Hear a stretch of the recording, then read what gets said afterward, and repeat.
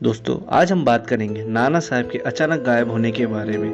British सेना से हार के बाद नाना साहब अपने खजाने के साथ नेपाल में गायब हो गए और कभी वापस नहीं आए और कभी नहीं मिले।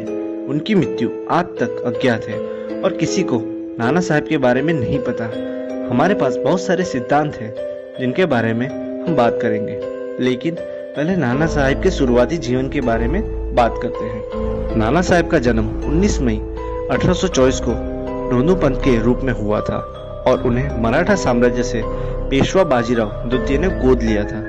वे एक भारतीय पेशवा, लड़ाकू और अभिजात थे जिन्होंने 1857 के दौरान ब्रिटिश भारत के खिलाफ कानपुर में विद्रोह का नेतृत्व किया था। बाजीराव द्वितीय के पुत्र के रूप में वह अगली पंक्ति में उत्तराधिकारी थे, लेकिन उनके पिता की मृत्यु के बाद पूर्व भारत सरकार द्वारा उन्हें अस्वीकार कर दिया गया।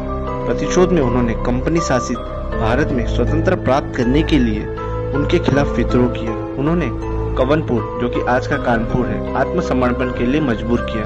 उन्होंने कुछ दिनों के लिए सभी बचे लोगों को मारने के बाद कानपुर पर नियंत्रण प्राप्त कर लिया, जिसके बाद ब्रिटिश सेना ने जवाबी कार्रवाई करते हुए कानपुर को वापस जीत लिया। हार के बाद नाना साहब बिना किसी को बताए गायब हो गए, लेकिन गांव के आसपास के लोगों के अनुसार उन्हें शक था कि नाना साहब परिवार और अपने अपार खजाने का कुछ हिस्सा लेकर नेपाल चले गए थे। 1859 तक नाना के नेपाल भाग जाने की खबर थी। पेशवा लैंडन ने दर्ज किया कि नाना साहब ने नेपाल के प्रधानमंत्री सर जंग बहादुर राणा के संरक्षण में रितिथांग के पास थापा तैली में पश्चिमी नेपाल में अपने दिन गुजारे। उनके परिवार को भी संरक्षण मिला। अंग्रेजों से पूछताछ करने वाले 1861 में एक ब्राह्मण वेंकटेश्वर ने खुलासा किया कि वह नेपाल में नाना साहब से मिले थे। सितंबर के 1859 में एक शिकार के दौरान एक बाघ द्वारा उन पर हमला करने के बाद नेपाल में कुछ शुरुआती सरकारी रिकॉर्ड में यह बात सामने आई कि उनकी मृत्यु हो गई, लेकिन इस मामले में अन्य रिकॉर्ड अलग है। नाना के अंतिम दिनों का कभी पता ही नहीं चला। वो एक तपस्वी के रूप में रहते थे। तीसरा दस्तावेज कल्याण जी मेहता की डायरी है, जो हर्षराम के भाई हैं। विद्रोह की विफलता के बाद नाना साहब की डायरी अपने सहयोगियों के साथ नाहर साहब के पास पहुंची। कल्याण जी ने नाना साहब के पुत्र श्रीधर का नाम बदलकर गिरधर रख दिया था और उनका विवाह सिहोरी ब्राह्मण परिवार में करवाया था।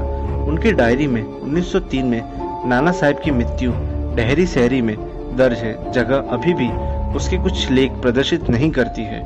गिरिधर के बेटे केशवलाल मेहता ने 1970 के दशक में इन दस्तावेजों को बरामद किया और उनके वंशज अभी भी शहर में रहते हैं।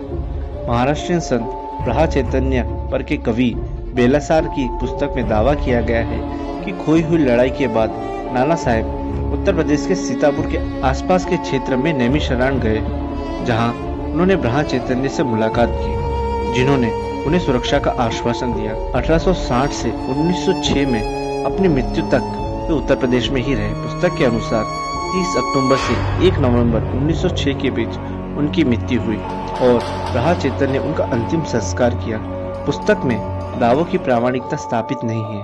1947 में भारत की स्वतंत्रता के बाद नाना को स्वतंत्रता सेनानी के रूप में सम्मानित किया गया था और कानपुर में नाना राव पार्क का निर्माण नाना और उनके भाई बाला राव के सम्मान में किया गया था। अगर दोस्तों वीडियो अच्छी लगे तो लाइक जरूर